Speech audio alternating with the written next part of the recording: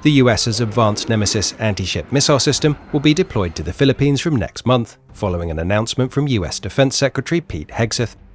Part of a plan to increase military cooperation and bolster Philippine defenses, the news follows reports that a second Typhon missile system will also be sent to the Philippines. These deployments, together with the US decision to rush HIMARS deliveries to Taiwan, are the clearest signs yet of a US pivot to the Indo-Pacific, as well as the changing geopolitical landscape following US elections. The deployment of NMESIS is entirely about China. With Chinese vessels increasingly encroaching on Philippine territory in recent years, the deployment is intended as a direct message to Beijing.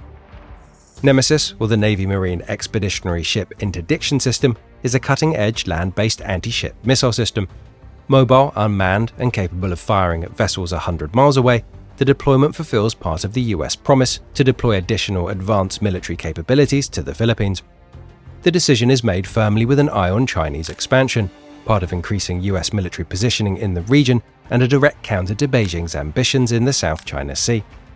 The news comes just after video emerged of China's freshly built invasion barges, which experts say are tailor-made for a Taiwan invasion.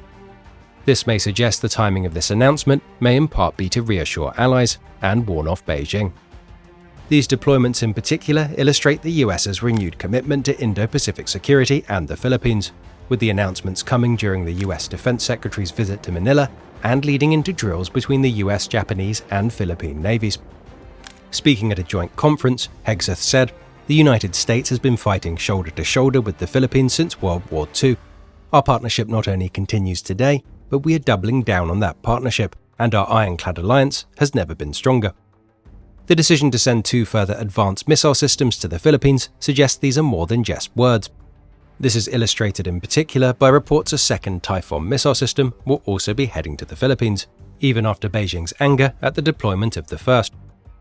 Calling for the removal of Typhon, a spokesman for the Chinese Defense Ministry called it a strategic offensive weapon, claiming the Philippines had repeatedly broken its promises and catered to the US side in introducing the system. The fact that the US plans to not only send a second, but the additional NMESIS advanced missile system is a clear statement of intent from the US. It does not care about Chinese objections, and it will continue to build up arms in the region at pace.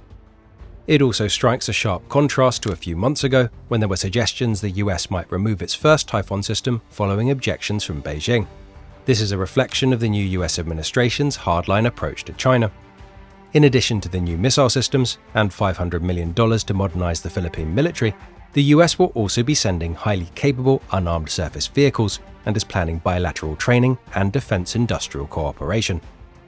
It should, however, be noted that while this move will be reassuring for allies and sends a strong message to Beijing, it does not resolve ongoing territorial disputes in the South China Sea, with Chinese ships infringing on the exclusive economic zones of the Philippines, Vietnam, and Malaysia.